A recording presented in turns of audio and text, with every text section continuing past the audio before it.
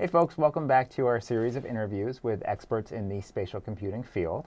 Today I'm here with my colleague, Loren Terveen. He is a professor in my department, the computer science department here at the University of Minnesota, and he's been doing some great spatial computing work now for about 10 years or so. Is that about right?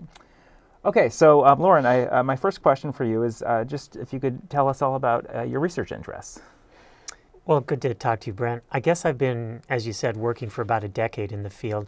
I started out about 10 years ago exploring the first wave of technology that lets you do location-based work on cell phones.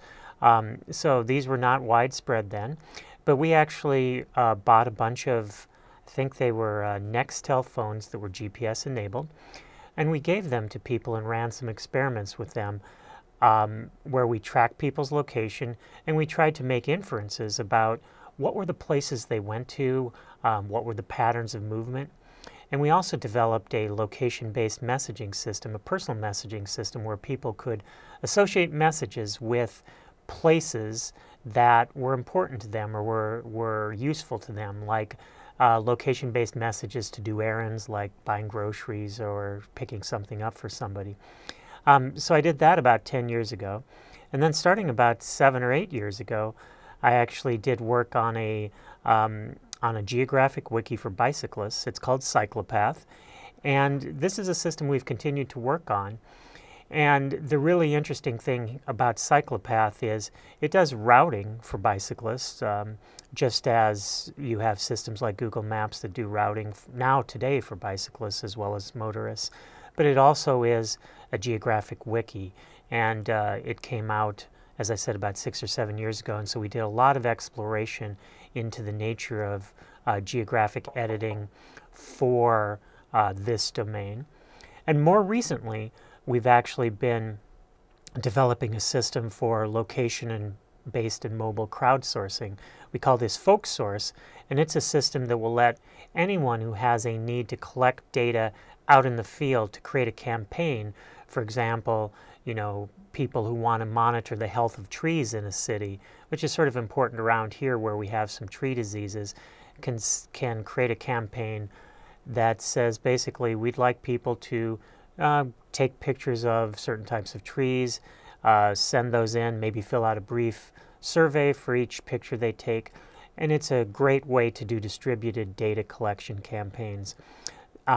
For all of these things, we explore both the technology that you need to make things work, like what changes you need to make to wikis to support geographic-based instead of text-based editing, as well as a lot of social dynamic issues. How do people work with these technologies? How do they cooperate? What sorts of problems are there? What sort of motivation or incentive structures do you need to get people to participate? So we do both technology and behavioral work. One of the things I really like about your work, Loren, is that you managed to integrate really interesting research questions and research projects with systems that actually affect people and help people here in the Twin Cities. Cyclopath was launched in the Twin Cities metro area, thousands of users, right? These types of things. Yeah. And then FolkSource is aiming to do the same thing. So I just think that's wonderful. So next question. Can you tell me a bit about how you got started working in the spatial computing domain? I know you mentioned your first projects, but what inspired your interest? I'm trying to think what actually really inspired my interest. I think just a belief that the technology was going to be transformative, that if you knew more about the context that people were in, particular their location, you could do things that you just couldn't do otherwise. And so I was just really intrigued by that. I mean, as you know, Brent, in the research field, people have been looking into the value of location for 15 or 20 years or more. But up until a little over a decade ago, if you wanted to do any technological explorations, you had to actually build your own hardware. And that's not my kind of thing. Right. I don't have the skills, and also if you do that, you can't really do anything practical. You can't see how people will really use it. So as the technology started to mature a little bit so that you could buy commercially systems that would be location-based, my interest in what you could do with these things or what people would do with things really came to a peak, and I said, let's try it. So I think the sort of ripening of technology led me to want to do it. And I really wanted to see things like, how will people use this socially? You know, if you know people's locations, can you do interesting things like, you know, find out where your friends are? And this is something people have been thinking about for 15 plus years and are, you know, now it's getting out into the commercial world. Still not clear to me if it's going to be successful. But one of the things we were really interested in early on was, can we build systems that are aware of location and then can help people sort of collaborate and work together around that. We talked about an idea of letting people request favors or little errands they want run. You know, like anybody who's in my area, you know, I have a hard time getting out. Could you get some groceries for me if you're at the store? And if it's a neighbor or somebody you know, you might be happy to do it. Or even something as mundane as, you know, if you're working late at the office and somebody, one of your friends or contacts is going by the coffee shop, maybe they could see, hey, you know, I could use some coffee, and they'll get it for you. So yeah, we had some ideas that we thought would be really cool. The technology started to get just mature enough that we thought we could explore them. So that's why I got into it. You know, one of the things one of the things that came to mind while you were talking there is how important early research on these new devices that aren't quite practical yet can really inform the future. I mean, what you just talked about is so much of what we call crowdsourcing and the peer economy today, right? And Absolutely. some of your early work definitely speaks to that. Okay, next question. What do you think has been the most important new spatial computing technology or research project over the past few years? You know, that's an interesting one. And I'm going to give, I think I'm going to answer a different question or refuse to answer that Fair question. enough, it's the academic tradition. Yeah, and here's why. I actually think the most important thing, at least in my mind, that's happened over the last few years has been the really widespread penetration of devices that are location aware. Even a few years ago, not everyone had a smartphone. I myself got one maybe 3 years ago, and I was not an early adopter, but I wasn't among the latest adopters. But now everybody has smartphones that are location aware. And so I think what excites me about that is a lot of these ideas that have been around in the research community for 15 or 20 years that first required you to build custom hardware and then required you to use hardware that was commercial but not widely used, now can be explored on ubiquitous hardware. And so some of these ideas, you know, proximity-based matching, hey, get together with your friends or get together with people who share your interests, who happen to be close to you, may not be good ideas, but they've been kicking around for a while, and now I think we can really explore them and see what's going to work.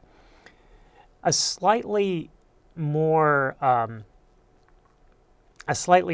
responsive answer to your question would be, I think some of the augmented reality stuff is going to be really interesting too. Some of the goggles or even just the cell phone based systems that will show you, you know, overlays of what's going on or what's relevant to the world around you.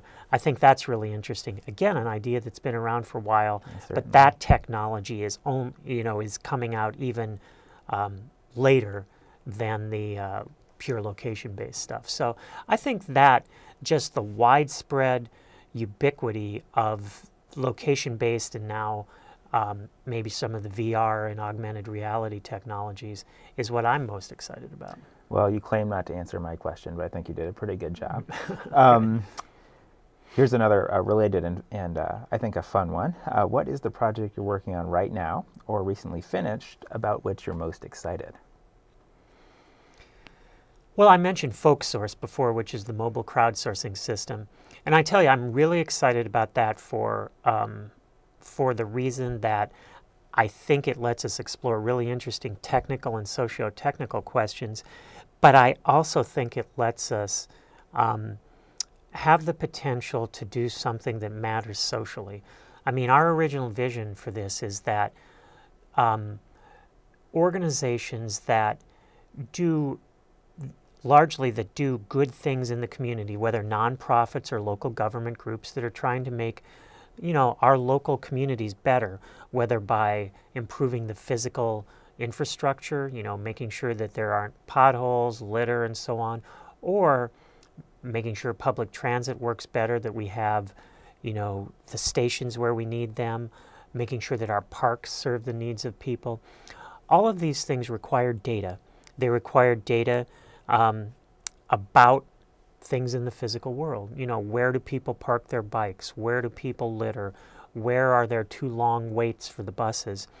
And an infrastructure, a technological infrastructure that can let people, ordinary citizens who care about this, very easily give little bits of data that can help the decision makers, the organizations, understand what needs to be done and do it better. I think that's great. Another aspect of that, I think it can help engage everyday people, citizens, more with their communities and feel like their input is being heard and it matters. And so I'm really excited about that. That is one that excites me as well. I'm looking forward to seeing what happens. Well, thank you, Loren, for your time. I'm sure all of our students very much appreciated your insight and thoughts. Thank you. It's been fun talking with you, Brent.